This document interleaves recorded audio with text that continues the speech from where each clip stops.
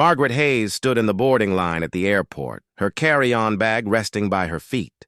The fluorescent lights hummed softly overhead as travelers shuffled forward, each lost in their own world of deadlines and destinations. She was traveling to Portland for her sister's birthday. Nothing urgent. Nothing that couldn't wait another day if needed. At 58, Margaret had learned that life rarely demanded the urgency we assigned to it. The line moved slowly. Margaret didn't mind. She had a book in her bag and comfortable shoes on her feet. That was more than enough. That's when she noticed him.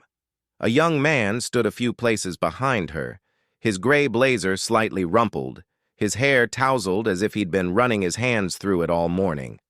But it wasn't him that caught her attention. It was the little girl in his arms. The child couldn't have been more than 3 years old. She wore a pink vest over a white shirt, and her curly brown hair framed a face that looked ready to cry at any moment. The girl's small arms clung tightly around her father's neck as he shifted her weight from one hip to the other. Margaret watched as the man approached the desk.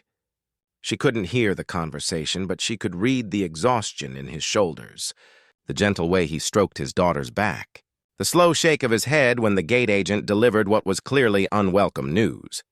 He stepped away from the desk, and Margaret saw him close his eyes for just a moment. The kind of moment when you're gathering strength you're not sure you have. The little girl began to whimper softly. Margaret made her decision without overthinking it. She'd learned long ago that kindness delayed is often kindness denied. She stepped out of line and walked toward the young man. "Excuse me," she said softly. "I couldn't help but notice you might be having some trouble with your flight." The man looked up, and Margaret saw the weariness in his blue eyes. "The flight's overbooked," he said quietly. "They can't get us both on. I've been traveling all week for work, and I just want to get Emily home. She's exhausted, and so am I." Emily lifted her head from her father's shoulder and looked at Margaret with wide, uncertain eyes. Margaret smiled at the child, then looked back at the father. "I'm on this flight too," she said, "and my travel isn't urgent. I'd like you to have my seat." The man blinked. I can't ask you to do that." "You didn't ask," Margaret said gently. "I'm offering. That little one needs to get home, and so do you. But your plans can wait," Margaret interrupted, her voice kind but firm. "Some things are more important than keeping a schedule." The man studied her face for a long moment. Margaret could see him wrestling with pride, with gratitude, with the simple human difficulty of accepting help. Finally, he said, "I don't know what to say." "Say you'll take your daughter home," Margaret replied. He nodded slowly. Thank you. Thank you." He paused, then added, "I'm Robert Chen, and this is Emily."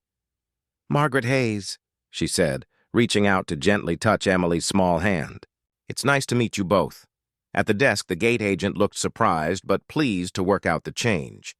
Margaret handed over her boarding pass and accepted the voucher for the next flight, which would leave in 4 hours. "I want to do something for you," Robert said as they stepped away from the desk. "Please, let me at least cover your cab fare home or—" Margaret shook her head. "You don't owe me anything. Just get that sweet girl home safely." Robert looked like he wanted to argue, but Emily chose that moment to lay her head back on his shoulder with a tired sigh. He smiled sadly and adjusted his hold on her. "You're a remarkable person, Mrs. Hayes," he said. "Margaret," she corrected. "And I'm just someone who remembers what it's like to be tired and far from home."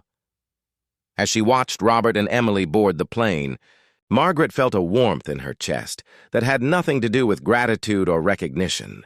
It was simply the quiet satisfaction of having helped another human being when they needed it. She found a seat near the window and opened her book, content to wait. 4 hours passed easily. Margaret called her sister, read 3 chapters, and had a sandwich at one of the airport cafes. The next flight boarded without incident, and by evening she was in Portland, embracing her sister at baggage claim. She thought about Robert and Emily occasionally over the next week. She hoped they'd made it home safely. She hoped the little girl had slept well in her own bed. She didn't expect to ever see them again. But life, as Margaret had learned, often surprises us. 2 weeks later, Margaret was at her local library, returning books at the front desk, when she heard a familiar voice. "Margaret?" She turned to find Robert Chen standing a few feet away, this time in a crisp suit, without his daughter. He looked rested now, his smile genuine and warm. "Robert," she said, genuinely pleased. "What a surprise." "I've been hoping I might run into you," he said. "I never got to properly thank you for what you did." "There's nothing to thank me for," Margaret said. "How is Emily?" "She's wonderful. Happy to be home, sleeping in her own bed again." He hesitated, then added, "I wonder if you might have time for coffee." "I'd really like to talk with you," Margaret agreed, and they walked to a small cafe 2 blocks from the library. Over coffee, Robert told her his story. He was the CEO of a technology company, something to do with sustainable energy solutions. His wife had passed away 2 years ago, and he'd been raising Emily on his own while trying to keep the company running. "That week was the hardest I'd had in a long time," he admitted. "Back-to-back meetings in 3 different cities, and I'd brought Emily with me because my regular sitter was sick. By the time we got to that airport, I was running on empty. We both were." He looked down at his coffee. "And then you appeared. Like an angel," my daughter said later. Margaret felt her cheeks warm. "I'm no angel, just someone who saw a need and had the means to help. That's exactly what I'm trying," Robert said. "Some days are harder than others. But I remember what you did, and I try to pass that forward. To be the kind of person who helps without being asked. To teach Emily that kindness is never wasted." As the evening deepened and the fireflies began to fade, Emily ran up to the porch.